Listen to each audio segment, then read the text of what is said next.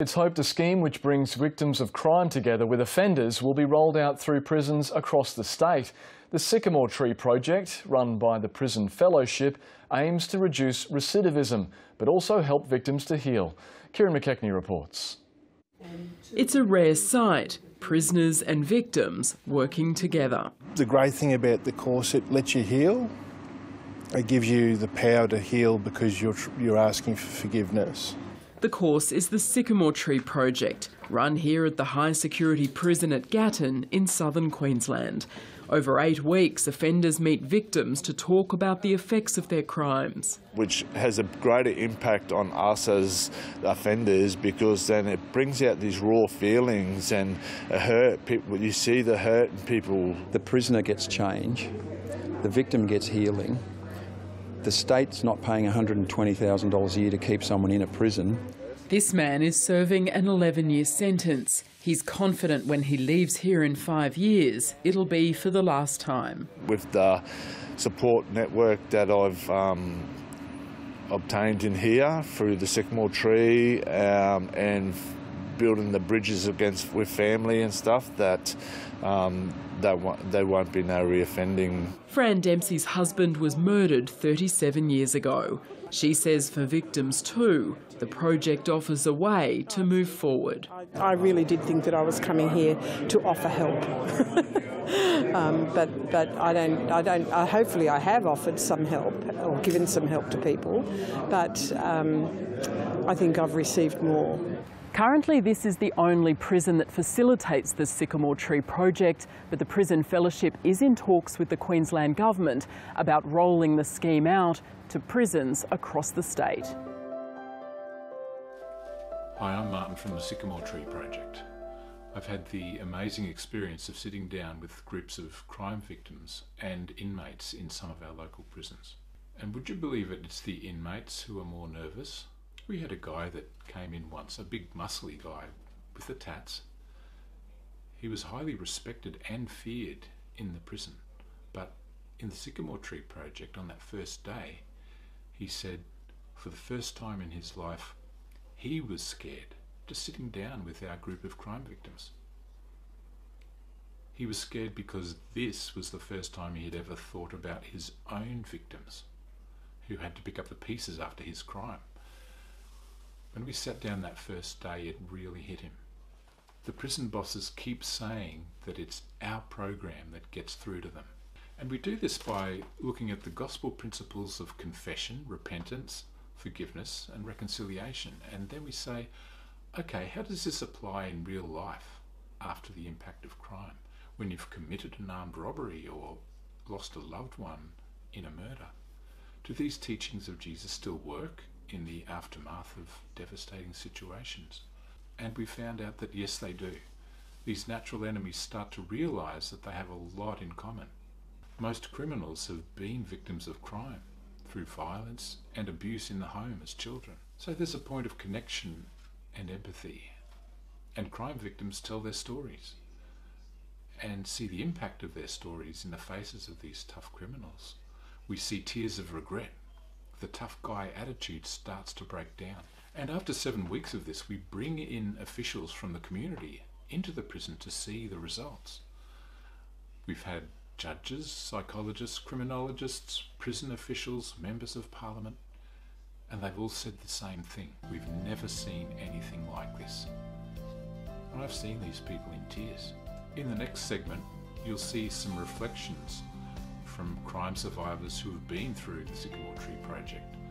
They talk about what it meant to them to tell their stories and experience healing in the most unexpected ways.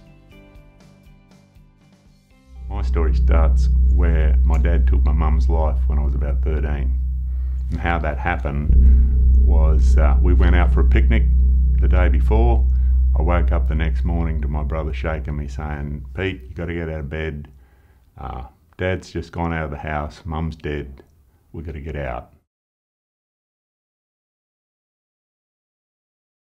It came over the news that a body had been found in the Daisy Hill Forest, believed to be the remains of missing cub salesman Brian Andrews. And it flashed up on the news that a skeleton had been found in the bush, and they put a picture of Dad.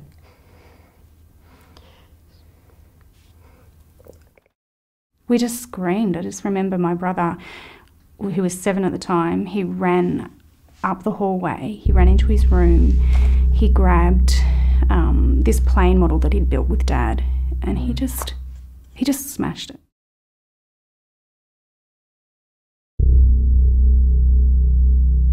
Early morning, it was 6 a.m. I was at work and I'd heard that there'd been a triple murder in Toowoomba. And when we got to the police station, they informed us that Michael had been murdered along with 2 of his students, and that's when our world fell apart.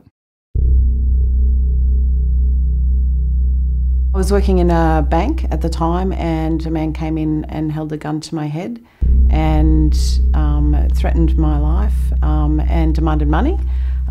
So I handed over the money, of course. After it happened, I took a couple of months off work. I got myself prepared to go back to work, and then the first day back at work, it happened again. Yeah, and I think that's when the real impact hit me at that point.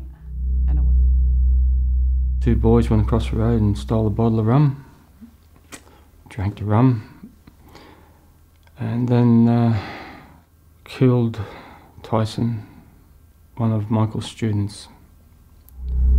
They then went inside the unit, killed David Lyons. Michael, being Michael, put his hand up and said, "Stop doing what you're doing to my students, my kids. Do what you want to me, but leave my kids alone." So they did. They tortured him for 6 hours. And then they told one of his students to then kill Michael, or he too would be killed. This young lad killed Michael. They disfigured Michael so much so that the only way we could identify Michael was by DNA.